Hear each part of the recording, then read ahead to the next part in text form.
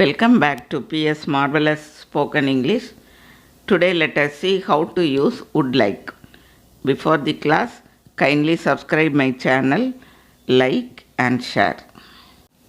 I would like to meet the GM. நான் GM-ஐ பார்க்க வேண்டும் என்று கூறுவதற்கு I would like to meet the GM. I would like to introduce our guest of honor. நம்முடைய தலைமை விருந்தாளியை நான் உங்களுக்கு அறிமுகப்படுத்த விரும்புகிறேன். I would like to remind you. நான் உனக்கு ஞாபகப்படுத்த விரும்புகிறேன். I would like to say a few words. சில வார்த்தைகள் சொல்ல விரும்புகிறேன். I would like to thank our teacher for giving me this wonderful opportunity.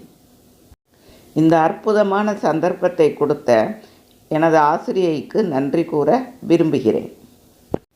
Would you like to have some tea? உனக்கு tea வேண்டுமா? Would you like to comment on that? அதை பற்றி விமர்சனம் செய்ய விரும்புகிறாயா? What would you like to have, coffee or tea? உனக்கு என்ன வேண்டும், காஃபியா டீயா? Now let us see how to use would you mind. Would you mind எப்பொழுது எவ்வாறு பயன்படுத்தலாம் என்று பார்க்கலாம். Would you mind என்றால் ஒன்றும் நினைக்க மாட்டீர்களே என்ற meaning. Would you mind if I came late today? இன்று நான் தாமதமாக வந்தால், லேட்டாக வந்தால் ஒன்றும் நினைக்க மாட்டீர்களே. Would you mind if I attended the call? இந்த காலை அட்டன் பண்ணினால் ஒன்றும் நினைக்க மாட்டீர்களே. Would you mind if I attended the call? Would you mind if I ate biscuit now? இப்பொழுது நான் பிஸ்கட் சாப்பிட்டால் ஒன்றும் நினைத்து கொள்ள மாட்டீர்களே.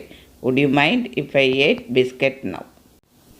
ஸோ would you mind பயன்படுத்தும் பொழுது இஃப்க்கு அடுத்தாற்போல், இஃப் ஸ்ட்ரக்சருக்கு அடுத்தாற்போல் பாஸ்ட் டென்ஸ் தான் பயன்படுத்த வேண்டும். கேம், ஏட், அட்டெண்டட் என பாஸ்ட் வெர்ப்ஸ் பயன்படுத்த வேண்டும். Thank you for watching.